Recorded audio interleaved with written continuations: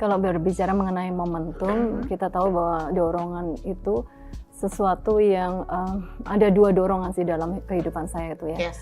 Dorongan secara rohani, momentum secara rohani, dan momentum secara natural gitu.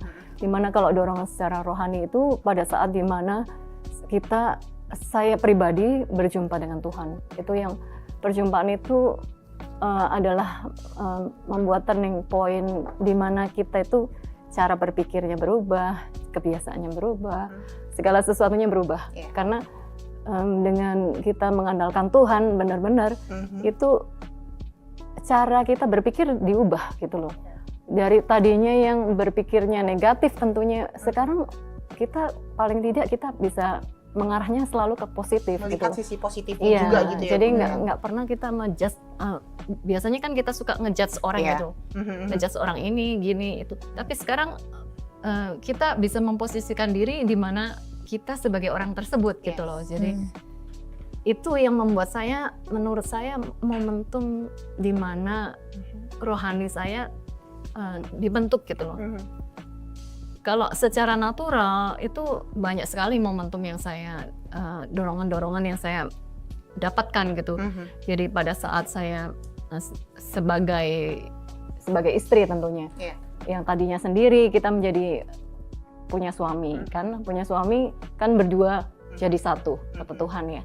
Jadi bukan berarti berdua berjalan bersamaan aja, tapi harus satu visi kan, satu visi, satu arah, yang satu jatuh kita bangkitkan, yang satu jatuh kita naikkan gitu. Jadi kita saling melengkapi gitu, tidak boleh saling meninggalkan, karena visi Tuhan itu begitu. Jadi pada saat kita berdua jadi satu, dalam satu pernikahan, itu kita harus satu visi.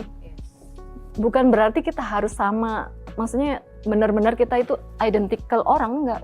Sifatnya beda pasti. Mungkin saya bukan sama mengikuti ya Bu ya, tapi beriringan ya Bu ya, bersama-sama. Bersama-sama mempunyai tujuan yang sama. Karena pada saat satunya mungkin melenceng kemana, kita harus ingetin untuk balik lagi gitu. Jadi sebagai istri tentunya kita harus banyak doa ya.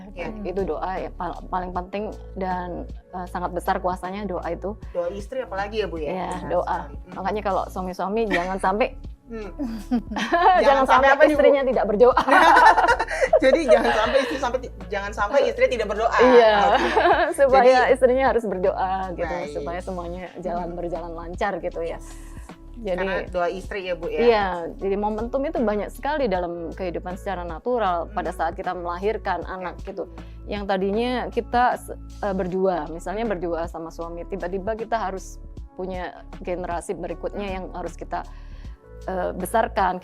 Pertama kita mengandung fisik kita berubah, ya kan, semuanya berubah gitu.